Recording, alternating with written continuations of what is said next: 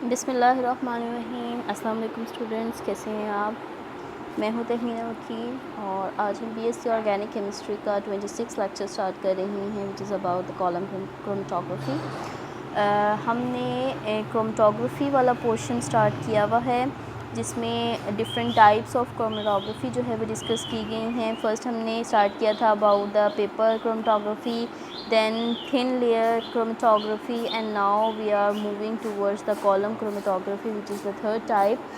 और आज हम देखेंगे कि कॉलम क्रोमेटोग्राफी क्या होती है और किस तरह से हम डिफरेंट तरीके अडॉप्ट करके इस मेथड के थ्रू जो है वो एनालाइट्स को सेपरेट करके उसको करेक्टराइज कर सकते हैं। So column chromatography it is a type of chromatography। chromatography की अगर हम बात करते हैं तो it is the term which is used to describe a separation technique in which a mobile phase carrying a mixture is caused to move in contact with selectively adsorbent stationary phase। अब इसमें क्या होता है कि एक adsorbent है जो कि स्टेशनरी फ़ेज़ की फॉर्म में है और मोबाइल फ़ेज़ को उसके ऊपर से मूव करवाया जाता है in order to separate a mixture. अब इसमें आपके पास दो फेसेस आ गई हैं, एक आ गई है स्टेशनरी फ़ेज़ और एक आपके पास आ गई है मोबाइल फ़ेज़।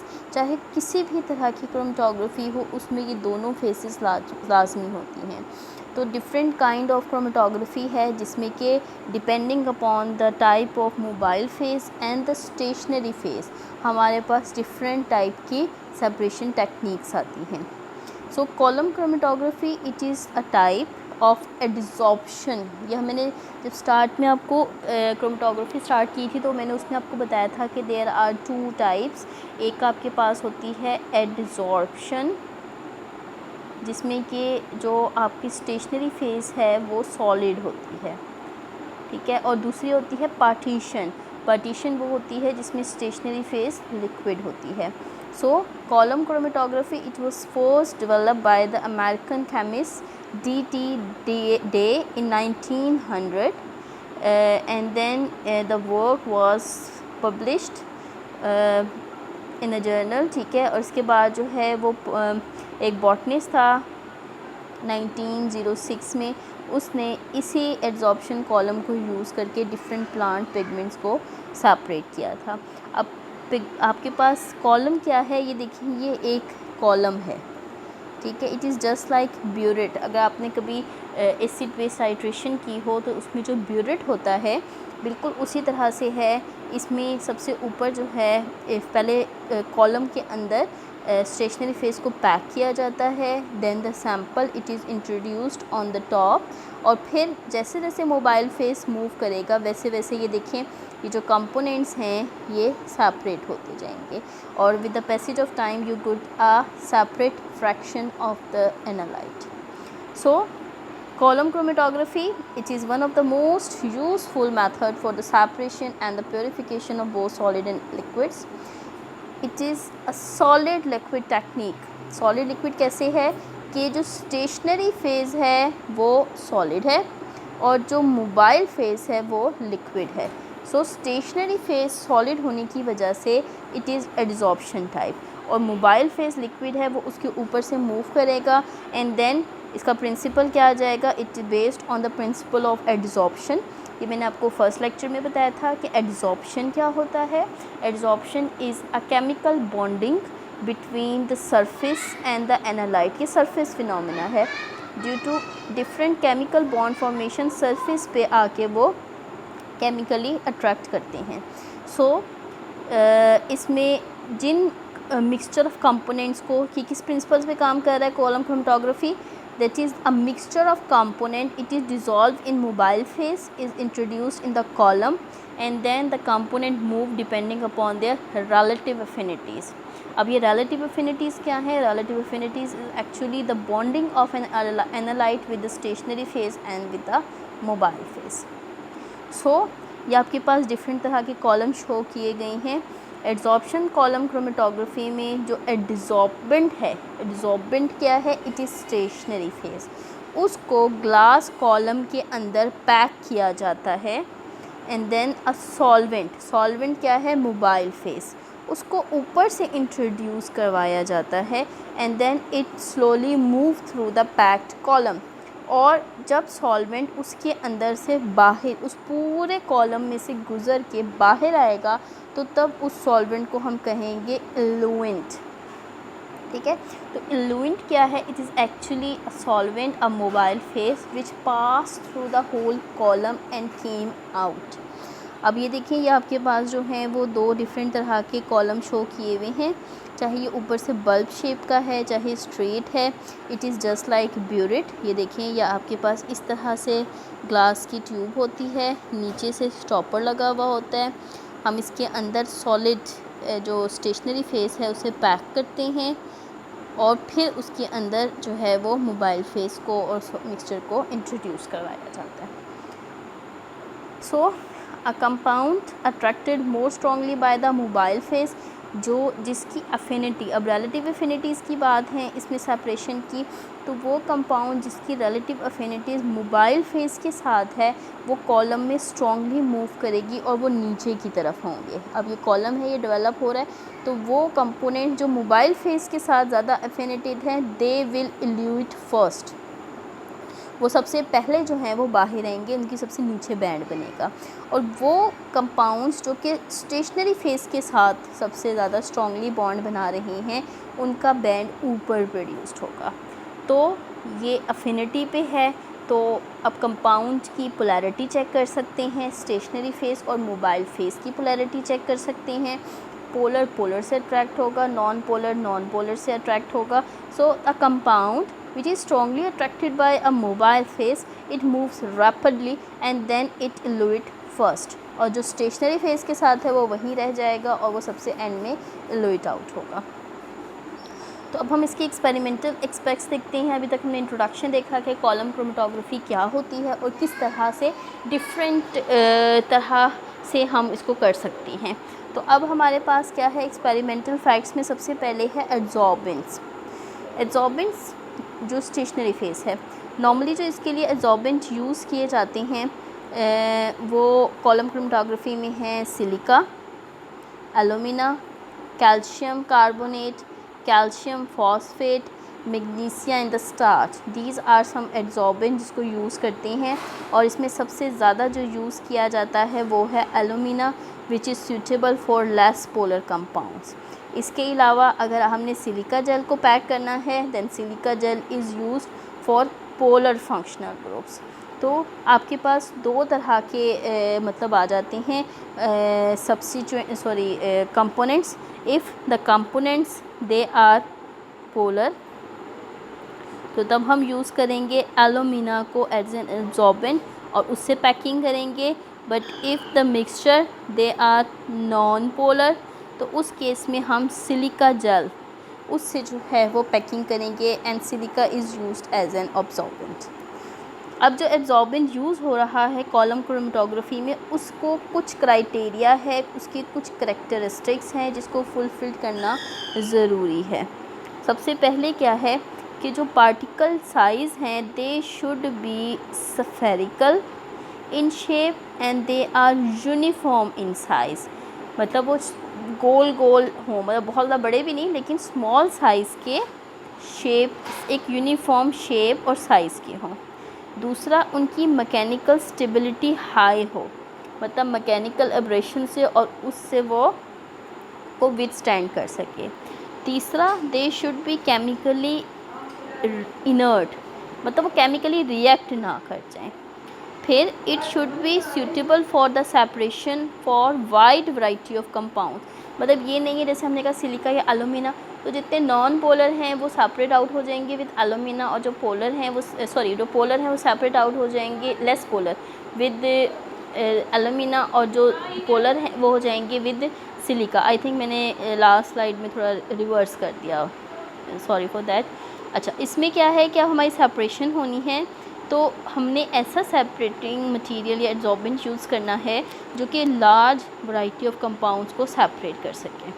फिर it should be easily available और इनएक्सपेंसिव हो, मतलब कि वो बहुत ज़्यादा महंगा ना हो। नॉर्मली जो हमने साइज़ और शेप की बात की तो जो हमारे पास पार्टिकल साइज़ नॉर्मली आता है they should be in the range of 50 to 200 micrometre, where 1 micrometre it is equals to 10⁻⁻⁶ metre. तो ये आपके पास थी सिलेक्शन ऑफ स्टेशनरी फेज़ करनी है। तो जो selection of the stationary phase हम करेंगे, उसको करने के लिए वो क्या हो कि it should remove impurity, large number of component should be separated, length of column use उस पर भी डिपेंड करता है स्टेशनरी फेज़ का चूज़ करना, affinity difference between components and the quantity of the adsorbent use. इन तमाम चीज़ों की बेस पे जो है वो हम इसको एड्सॉर्बेंट को सिलेक्ट करेंगे। दूसरा आ जाता है मोबाइल फेज़। अब देखिए हमने स्टेशनरी फेज़ सेट कर ली, उसको हमने पैक करना है। अब जो मोबाइल फेज़ उसके ऊपर से पास ऑन करेगी, दैट मोबाइल फेज़ क्या है, they act as a solvent, developer and the eluent. मतलब तीनों तरह के काम होते हैं मोबाइल फेज़ के।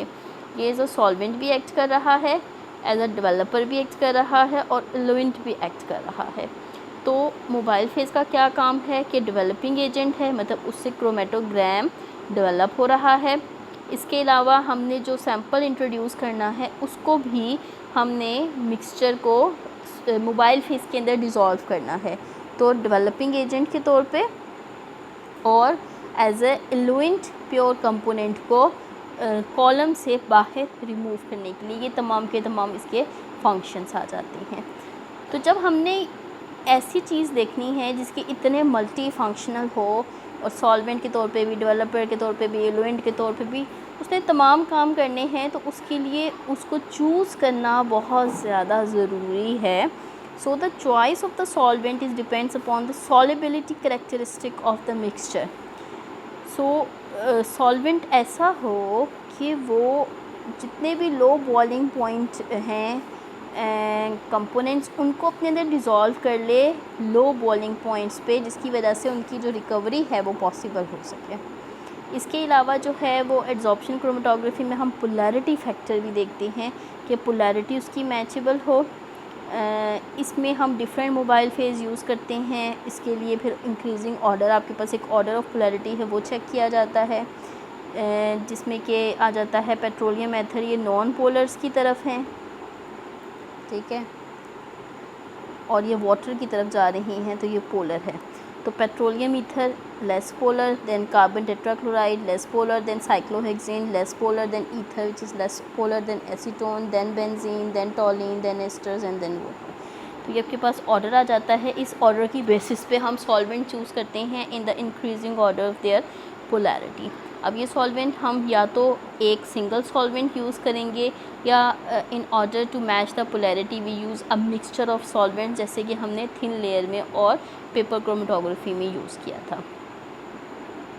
अब हमने स्टेशनरी फेज़ चूज़ कर ली और मोबाइल फेज़ चूज़ कर ली।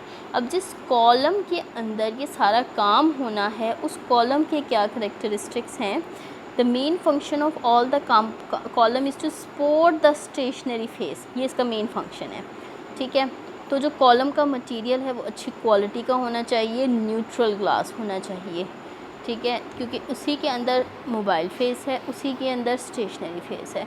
अब वो जो आपका ग्लास मटेरियल है वो ऐसा ना हो कि वो तमाम के तमाम जो मोबाइल फेज़ है या स्टेशनरी फेज़ है उससे इफ़ेक्ट हो जाए।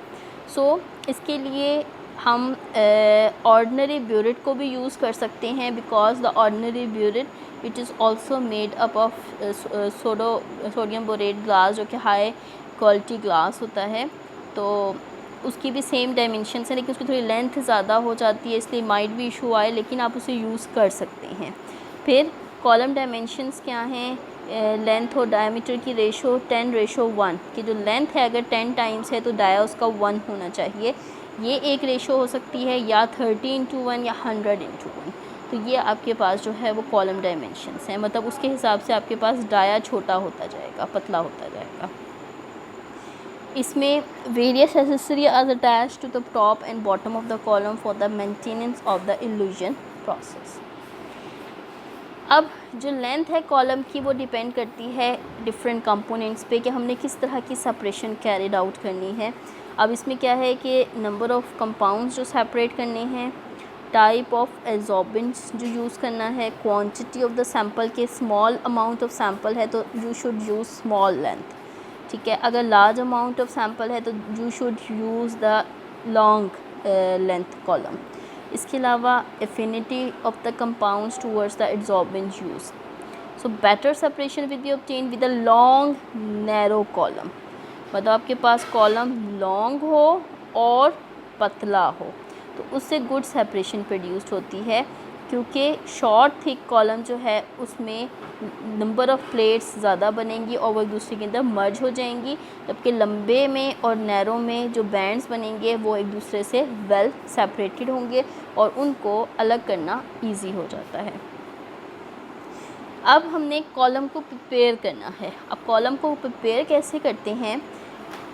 It consist of glass tube with bottom portion of the column, it packed with glass wool और कॉटन वूल या कोई भी एस्बेस्टस पैड है उससे हमने इसको नीचे जो है वो पैक कर दिया। उसके ऊपर हम एड्जॉर्बेंट को डालेंगे।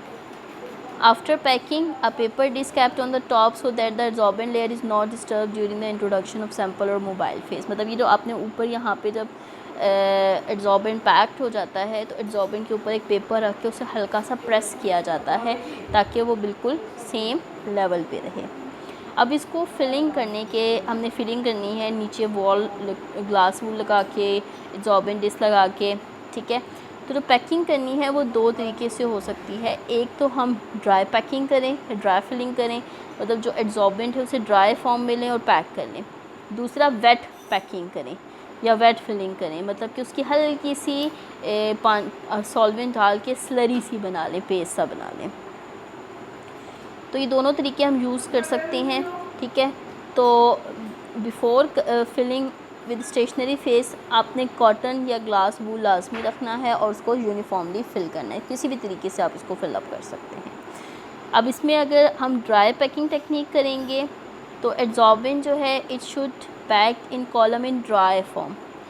सो आपने ये देखिए यहाँ पे डायग्राम में भी शो हुआ हुआ है, आपने उसको फिल अप करना है कॉलम को with the help of dry packing material या ड्राई एड्जॉर्बेंट अनटिल कि आपके पास इक्विलिब्रियम रीच्ड हो जाए।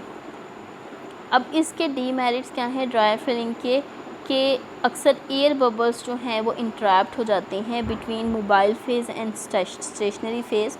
और इसमें क्या होता है कि जब आप मोबाइल फेज़ को उसके ऊपर से पास ऑन करवाते हो तो उसमें क्रैक्स आ जाते हैं। तो हम क्या करते हैं कि जब फिलिंग कर रहे होते हैं तो हल्का हल्का उसे टैप करते हैं। टैपिंग क्या होती है कि जिस तरह से आपने कभी देखा होगा, कभी दवाई शवाई बनाते हुए या इस तरह से, तो आप देखते हो कि आप उसको हिला लेते हो, अच्छी तरह टैपिंग करते हो हल्का हल्का सा। तो जैसे जैसे आप उसको करते हो तो आप उसको हल्का हल्का टैप करते रहो, तो उससे क्या होता है कि एयर बबल्स जो हैं उसको रिमूव किया जा सकता है। ये देखें, दूसरा आपके पास आ जाता है कॉलम जिसमें कि इन्होंने वेट फॉर्म में उसको इंट्रोड्यूस करवाया है, ठीक है। नीचे कॉटन प्लग लगाया है और ऊपर से जो है वो इंट्रोड्यूस करवा के इसको सेट कर दिया। तो वेट पैकिंग टेक्निक क्या है? It is more ideal and common technique. तो मटेरियल जो है वो स्लर किया जाता है, एक थिक पेस्ट बनाया जाता है विद द सॉल्वेंट और फिर उसको आहिस्ता आहिस्ता कॉलम में पोर्शंस में ऐड किया जाता है। जो स्टेशनरी फेज़ है वो यूनिफॉर्मली सेटल्ड हो जाएगी and there will be no cracks in the column of the adsorbent. जब सॉलिड अच्छी तरह से सेटल्ड हो जाए then the solvent remain upward, तब हम इस सॉल्वेंट को रिमूव कर लेंगे and again the cotton plug is placed. कैसे रिमूव करेंगे सॉल्वेंट को? नीचे से उसका टैप ऑन कर दें तो सॉल्वेंट रिमूव हो जाएगा।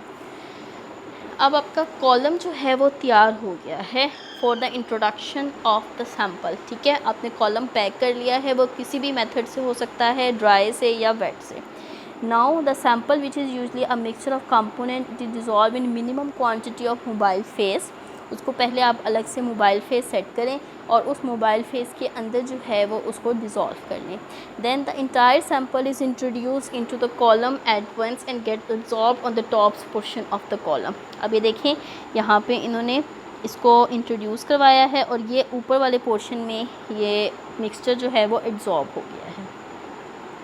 अब आपने क्या करना है कि इसमें ऊपर से मोबाइल फेस ऐड करनी है। जैसे जैसे मोबाइल फेस ऐड करेंगे ये देखें ये मूव कर रहा है डाउनवर्ड, ठीक है, ये डाउनवर्ड मूव कर रहा है and the components they get separated. अब फर्स्ट फ्रैक्शन को आप रिमूव कर सकते हैं बीकर में और फिर उसके बाद सेकंड फ्रैक्शन को सेपरेट कर सकते हैं। तो यहाँ पे ये देखिए आपके पास ये डायग्राम से शो हो रहा है। आपने सबसे पहले सैंपल इंट्रोड्यूस करवाया, सैंपल के बाद आपने मोबाइल फेस इंट्रोड्यूस की। इसमें दो कंपोनेंट थे ब्लू एंड येलो, ये दोनों कंपोनेंट सेपरेट होते गए। सबसे पहले येलो निकला है, आप ऊपर से मोबाइल फेस ऐड करें, मोबाइल फेस में वो डिज़ोल्व है और मोबाइल फेस के साथ साथ वो रिमूव हो जाएगा और उसे हम बीकर में सेपरेट कर लेंगे। फिर उसके बाद मज़ीद मोबाइल फेस डालें और दूसरे को भी, तो आपके पास दोनों कंपोनेंट्स जो हैं वो बीकर में विथ मोबाइल फेस सेपरेट हो जाएंगे। सो इस केस में इल्यूजन टेक्निक जो है वो दो टेक्निक यूज़ हो रही हैं, ठीक है। एक by elution technique the individual components उसको हम सेपरेट कर सकते हैं, ठीक है, फ्रॉम द कॉलम। इसमें है आइसोक्रेटिक इल्यूजन टेक्निक। आइसोक्रेटिक इल्यूजन टेक्निक क्या है, सेम सॉल्वेंट कंपोजिशन और सेम पोलैरिटी यूज़ होती है थ्रू आउट द प्रोसेस। मतलब जिस तरह भी देखिए ये आपने पिछली डायग्राम में देखा कि एक ब्लू कलर का कंपोनेंट है येलो, तो ब्लू और येलो दोनों को इस कॉलम से बाहर निकालने के लिए हमने एक ही सॉल्वेंट यूज़ करना है। जैसे अगर वो एन-हेक्सेन है या ब्यूटानॉल है तो हम एक ही सॉल्वेंट यूज़ करेंगे थ्रू आउट द प्रोसेस, जैसे क्लोरोफॉर्म है यहाँ पे, ठीक है। तो इसे कहते हैं आइसोक्रेटिक इल्यूजन टेक्निक। दूसरा आ जाता है ग्रेडियंट इल्यूजन टेक्निक। ग्रेडियंट या ग्रेजुअली में क्या होता है कि हमें डिफरेंट कंपोनेंट्स के अकॉर्डिंगली जो पोलैरिटी है वो अप एंड डाउन करनी पड़ती है।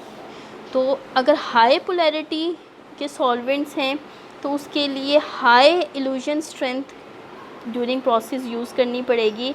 एंड इनिशियली इसमें बेंजीन होगी, then chloroform, then ethyl acetate, then chloroform. तो इसमें क्या है, polarity are going to be change with the passage of elution. तो ये आपके पास क्या है, ग्रेडेड, कि जिसमें ग्रेडियंट इल्यूजन है, आइसोक्रेटिक नहीं है जो कि प्रीवियस वन में थी। तो इन दोनों में से जो है वो कोई भी टेक्निक यूज़ की जा सकती है डिपेंडिंग अपॉन कि आपके पास कंपोनेंट्स ऑफ मिक्सचर क्या हैं। अब आपके पास सेपरेशन हो गई है कंपोनेंट्स की। So if the compound separated in the column chromatography procedure are coloured, तब तो हम उसको सिंपली मॉनिटर कर सकते हैं विजुअली। जैसे मैंने डायग्राम में बताया ब्लू और येलो कलर के दो कंपोनेंट्स थे, उन दोनों को हमने अलग अलग विजुअली मॉनिटरिंग से सेपरेट कर लिया। But if the compound to be isolated from the column chromatography are colourless, in this case हम क्या करते हैं, छोटे छोटे पोर्शन को कलेक्ट करते हैं और उसकी TLC रन करवाते हैं। उसकी TLC रन करवाने से हमें पता चलता है कि एक स्पॉट आया है, इसका मतलब है कि ये एक कंपोनेंट है, और अगर मिक्सचर ऑफ स्पॉट आएंगे तो इसका मतलब है वी हैव 2 कंपोनेंट्स, 3 कंपोनेंट्स। तो इस तरह से हम अपनी इल्यूजन को प्रोसीड कर सकते हैं। तो यहाँ पे देखें ये ABC डायग्राम में नज़र आ रहा है आपको, 3 कंपोनेंट्स हैं। तो जब हम इसको इल्यूट कर रहे हैं A, B और C को एज कॉलम प्रोग्रेस, तो इस केस में डिफरेंट फ्रैक्शंस हम कलेक्ट कर रहे हैं इन टेस्ट ट्यूब्स या वॉयल्स या बीकर्स या कोई भी चीज़ हो सकती है जिसमें हम इसको सेपरेट कर रहे हैं, ठीक है, A, B, C। अब देखिए यहाँ पे आपके पास डिफरेंट मिक्सचर आ जाएंगे, A का अलग, B का अलग, और कुछ मिक्सचर ऐसे होंगे जिसमें A और B इकट्ठे होंगे और कुछ मिक्सचर ऐसे होंगे जिसमें B और C अलग होंगे। तो हम उनको फिर एनालाइज कर सकते हैं with the help of TLC। ये आपके पास TLC रन हुई है। सो this is all about chromatography. अब कुछ फैक्टर्स ऐसे हैं जो कि कॉलम की एफिशिएंसी को इफ़ेक्ट करते हैं, ठीक है, जिससे आप एफिशिएंसी को इंक्रीज़ या डिक्रीज़ कर सकते हैं। तो वो क्या फैक्टर हैं, that is the dimension of the column. मैंने जैसे बताया कि आपके पास जो लेंथ और विड्थ रेशो है वो ज़्यादा होनी चाहिए। जितना लंबा और जितना नैरो कॉलम होगा उतना ही वो ज़्यादा एफिशिएंट होगा। फिर कॉलम का जो पैक्ड मटेरियल का पार्टिकल है उसका साइज़ जो है वो छोटे से छोटा होना चाहिए, उसी से अच्छी सेपरेशन प्रोड्यूस्ड होती है। Then the activity of absorbent, जितना ज़्यादा अच्छा एब्जॉर्बेंट यूज़ करेंगे उतनी अच्छी सेपरेशन प्रोड्यूस्ड होगी। Then the column of the temperature of the column, speed of elution increase करती है विद द टेम्परेचर। क्यों? क्योंकि सॉलिबिलिटी इंक्रीज़ करती है। आपने मोबाइल फेस के अंदर डिज़ोल्व करके उसको इल्यूट आउट करना है, तो अगर टेम्परेचर ज़्यादा होगा तो स्पीड ऑफ इल्यूजन भी ज़्यादा होगी। Then the packing of the column, इसमें दो तरीके हैं, dry packing and wet packing. Wet packing is more efficient than dry packing, तो ये हमारे पास जो है वो पैकिंग में आ जाता है। And then the last one is the quality of the solvent. Solvent की जितनी विस्कोसिटी कम होगी उतना ही वो ज़्यादा अच्छा रिज़ल्ट देगा। विस्कोसिटी क्या होती है? Ability to flow. तो जितना वो आसानी से फ़्लो कर सकेगा, जितनी लो विस्कस होगा उतना ही वो ज़्यादा अच्छा जो है वो सेपरेशन प्रोड्यूस कर सकेगा। अब इसे हम यूज़ कहाँ कहाँ पे करते हैं कॉलम क्रोमेटोग्राफी को?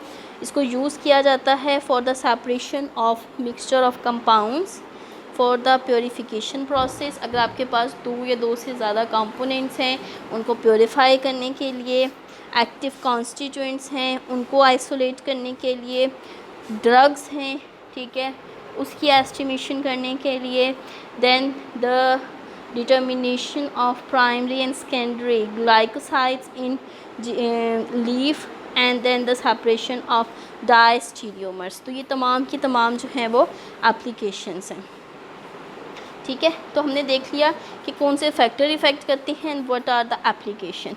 Now what are the advantages and what are the disadvantages of column chromatography.